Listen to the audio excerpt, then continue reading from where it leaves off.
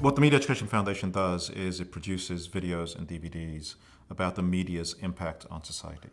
You really want to look at the kind of cultural role that media play in the very complicated society we live in today. And so our subjects deal with things like gender, with politics, with commercialization, with race. And we're really interested in what are the stories that the media tell us about those things, and how do those stories then impact on the lives that people live and how they experience the world.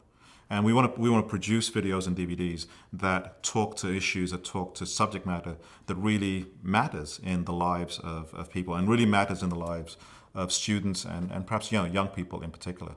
And so our videos and DVDs are designed to be used in college classrooms, in high school classrooms, even in middle school classrooms, and to provide an introduction to subject matter that's sometimes quite complicated. The subject matter that is otherwise quite difficult to kind of access in a way that gets discussion going.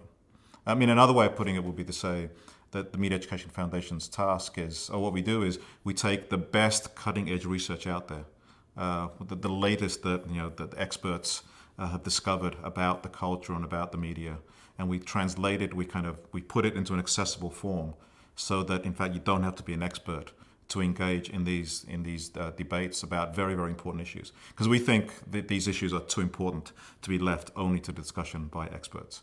That in fact ordinary citizens, ordinary students, anyone should be able to discuss these things, because in fact the media impact ourselves, they impact daily lives in a way that's really important, and citizens and students need to have a way to be able to talk about what's really going on in their lives. And the videos and DVDs are designed as an entry point into that, as an entry point to stimulate discussion around those things.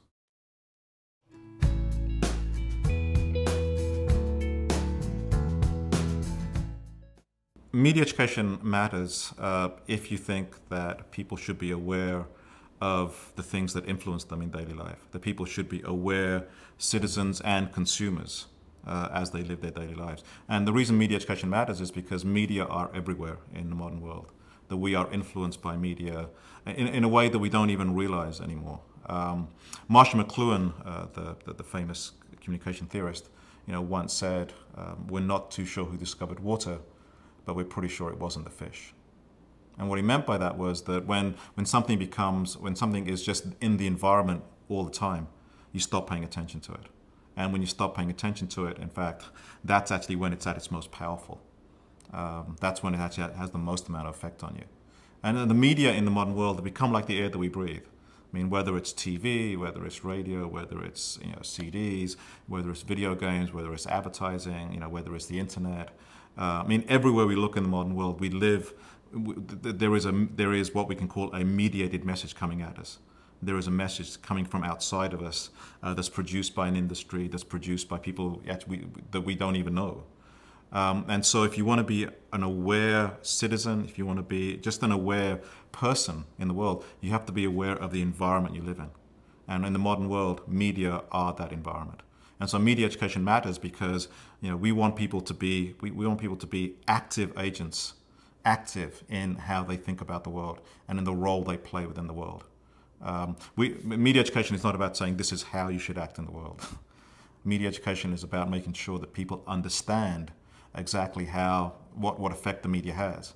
And then people are free, people are then, I think, really free to make choices based on what their own ethical and moral positions may be. But the role of media education is to get people to see the world clearly so they can really become active participants in that world.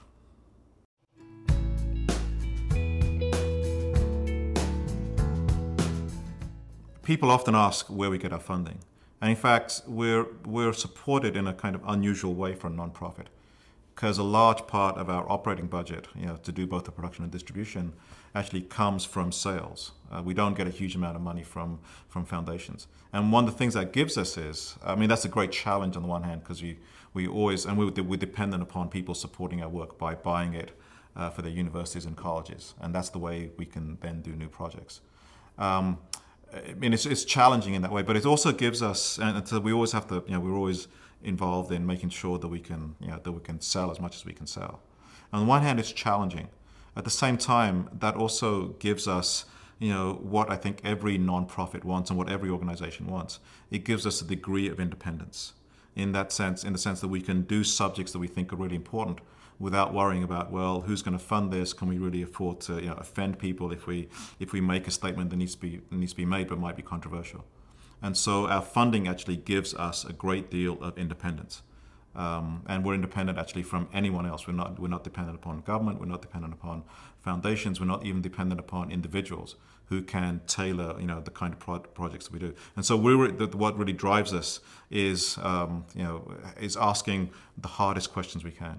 Is asking questions that in fact may not be very easy to ask for the culture, but that someone has to ask them. So the independence, in fact, gives us a great deal of autonomy. That's absolutely vital for us to be able to deal with really difficult issues without the fear of offending anyone. At the same time, we're looking to expand our programs, for example, into teacher training, and that's going to require a different kind of support.